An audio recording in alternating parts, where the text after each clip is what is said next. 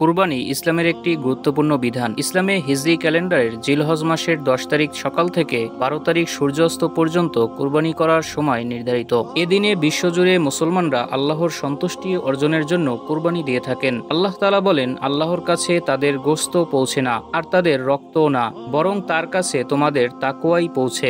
2024 সালে বাংলাদেশে 1,04,00,000, পাকিস্তানে 68 লক্ষ এবং সৌদি আরবে 25 লক্ষ পশু কোরবানি করা হয়েছিল। আর মাত্র কয়েকদিন পরেই মুসলমানরা 1446 হিজরি সনের কুরবানির উৎসব পালন করবে। রাসূলুল্লাহ সাল্লাল্লাহু আলাইহি ওয়াসাল্লাম বলেন, আদম সন্তানের কুরবানির দিনে এমন কোনো কাজ নেই যা আল্লাহর কাছে রক্ত প্রবাহিত করার চেয়ে অধিক প্রিয়। রাসূলুল্লাহ সাল্লাল্লাহু আলাইহি ওয়াসাল্লাম বলেন, 4 ধরনের পশু দিয়ে কোরবানি করলে তা জায়েজ হবে না। অন্ধ, যার অন্ধত্ব স্পষ্ট; রোগে আক্রান্ত, যার রোগ স্পষ্ট; পঙ্গু, যার পঙ্গুত্ব স্পষ্ট; এবং আহত, যার কোনো অঙ্গ ভেঙে গেছে। এ সকল ত্রুটিযুক্ত পশু দ্বারা কোরবানি করলে তা কবুল হবে না। যে পশুটি কোরবানি করা হবে তার উপর কোরবানিদাতার পূর্ণ মালিকানা থাকতে হবে। কোরবানিদাতা যেন বৈধভাবে ওই পশুটির মালিক হয়। চুরিকৃত, আত্মসাৎকৃত, বন্ধকি বা কর্য করা পশু দ্বারা কোরবানি করলে তা আদায় হবে না। একইভাবে অবৈধ মূল্য যেমন সুদ, ঘুষ, প্রবঞ্চনা, ধোঁকা প্রভৃতির অর্থ দ্বারা পশু কোরবানি করা জায়েজ নয়। যেহেতু কোরবানি একটি ইবাদত যার দ্বারা আল্লাহর নৈকট্য লাভ করা হয়, কোরবানির পশুর মালিক হওয়ার এই সকল পদ্ধতি হলো পাপযোগ্য।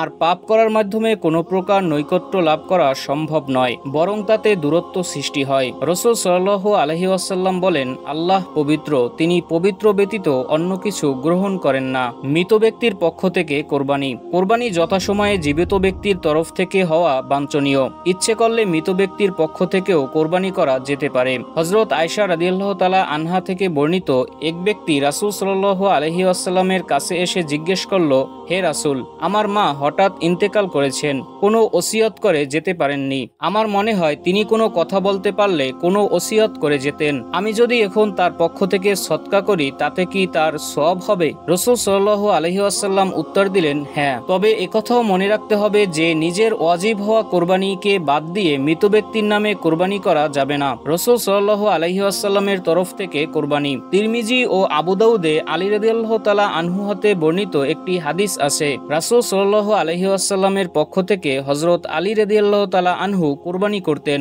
কেউ জিজ্ঞাসা করলে তিনি বলতেন, তাকে রাসূল সাল্লাল্লাহু আলাইহি ওয়াসাল্লাম কোরবানি দেওয়ার জন্য ওসিয়ত করে গেছেন। এই হাদিসটি অনেক মুফাসসিরিনে কেরাম জয়ীফ বলেছেন। কোরবানি পশু জবে করার সময় যে বিষয়গুলো লক্ষণীয়: পশুর প্রতি দয়া ও অনুগ্রহ প্রদর্শন করা, এমন ব্যবস্থা নিয়ে জবেহ করা যাতে পশুর অধিক কষ্ট না হয় এবং সহজেই তার প্রাণ ত্যাগ করতে পারে। জবেহ যেন খুব তীক্ষ্ণ ও ধারালো ছুরি দ্বারা করা হয় এবং খুবই শক্তির সাথে ধূর্ত করা হয়। রাসূল সাল্লাল্লাহু আলাইহি ওয়াসাল্লাম একসাথে 63টি পশু কোরবানি করেছিলেন। আল্লাহ তাআলা বলেন, অতঃপর তোমরা তা হতে আহার করো এবং দুস্থ অভাবগ্রস্তকে আহার করাও। অনেক উলামায়ে কেরামের মতে কোরবানির গোশতকে 3 ভাগে ভাগ করা উচিত।